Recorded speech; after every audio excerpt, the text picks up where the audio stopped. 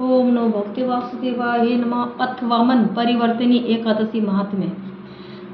धर्मराज युधिष्ठिर बोले कि हे भगवान, भातों की शुक्ल पक्ष एकादशी का नाम तथा विधि क्या है? उस एकादशी के व्रत को करने से कौन सा फल मिलता है तथा उसका उपदेश कौन सा है, सो सब कहिए।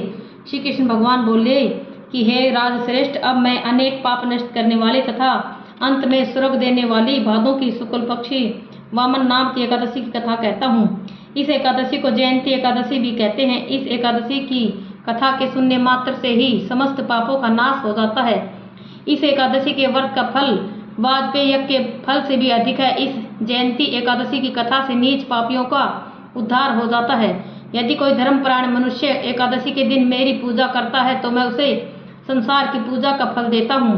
जो मनुष्य मेरी पूजा करता है उसे मेरे लोक की प्राप्ति होती है, इसमें किंचित मात्र भी संदेह नहीं। जो मनुष्य इस एकादशी के दिन श्री वामन भगवान की पूजा करता है वह तीनों देवता अर्थात ब्रह्मा विष्णु महेश की पूजा करता है। जो मनुष्य इस एकादशी का व्रत करते हैं उन्हें इस संसार में कुछ भी करना शेष नहीं रहता। एकादशी के दिन श्री विष्णु भगवान करवट बदलते हैं, इसलिए इसे परिवर्तनी एकादशी भी कहते हैं। इस पर श्री युधिष्ठिर बोले कि हे भगवान, आपके वचनों को सुनकर मुझे महान संदेह हो रहा है कि आप किस प्रकार सोते तथा करवट बदलते हैं। आपने बलि को क्यों बांधा और वामन रूप धारण करके क्या लीलाएं की? चतुर्मास्य व्रत की विधि क्या है तथा आपके शयन करने पर मनुष्य का क्या कर्तव्य है, सो सब विस्तार पूर्वक कहिए। श्री कृष्ण भगवान बोले कि हे राजन, अब आप पापों को नष्ट करने वाली कथा का श्रवण करो। त्रेता युग में एक बलि नाम का दानव था। वह अत्यंत भक्त, दानी, सत्यवादी तथा ब्राह्मणों की सेवा करता था। वह अपनी भक्ति के प्रभाव से स्वर्ग में इंद्र के स्थान पर राज्य करने लगा। इंद्र तथा अन्य देवता इस बात को सहन न कर सके और भगवान के पास प्रार्थना करने लगे।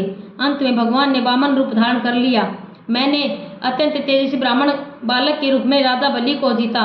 इस पर युधिष्ठिर बोले कि हे जनार्दन, आपने वामन रूप धारण करके बलि को किस प्रकार जीता, सो सविस्तार पूर्वक समझाइए। श्री कृष्ण भगवान बोले, हे राजन, मैंने वामन रूप धारकर राजा बलि से याचना की कि हे राजन, तुम 3 पैर भूमि दे दो, इससे तुम्हारे लिए 3 लोक का दान का फल प्राप्त होगा। राजा बलि ने इस छोटी सी याचना को स्वीकार कर लिया और भूमि देने को तैयार हो गया। तब मैंने अपने आकार को बढ़ाया और भूलोक में पैर, भूलोक में जंघा, स्वर्गलोक में कमर, महलोक में पेट, जनलोक में हृदय, तपलोक में कंठ और सत्यलोक में मुख रखकर अपने सिर को ऊंचा उठा लिया। उस समय सूर्य, चंद्र, नक्षत्र, इंद्र तथा अन्य देवता आदि शास्त्रानुसार मेरी स्तुति करने लगे। उस समय राजा बलि को पकड़ा और पूछा कि हे राजन, अब मैं तीसरा पैर कहाँ रखूं? इतना सुनकर राजा बलि ने अपना सिर नीचा कर लिया। उस पर मैंने अपना तीसरा पैर रख दिया और वह भक्त दानव पाताल को चला गया। जब मैंने उसे अत्यंत विनीत पाया तो मैंने उससे कहा कि हे बलि, मैं सदैव तुम्हारे पास ही रहूंगा। भादों के शुक्ल पक्षी एकादशी को परिवर्तनी नामक एकादशी के दिन मेरी एक प्रतिमा राजा बलि के पास रहती है और एक क्षीर सागर में शेषनाग पर शयन करती रहती है। इस एकादशी को विष्णु भगवान सोते हुए करवट बदलते हैं। इस दिन त्रिलोकी के नाथ श्री विष्णु भगवान की पूजा की जाती है। इसमें चावल और दही सहित रूपा का दान दिया जाता है। इस दिन रात्रि को जागरण करना चाहिए। इस प्रकार व्रत करने से समस्त मनुष्य समस्त पापों से मुक्त होकर स्वर्गलोक को जाता है। जो इन पापों को नष्ट करने वाली कथा को सुनते हैं उन्हें अश्वमेध यज्ञ का फल मिलता है। ओम नमो भगवते वासुदेवाय नमः।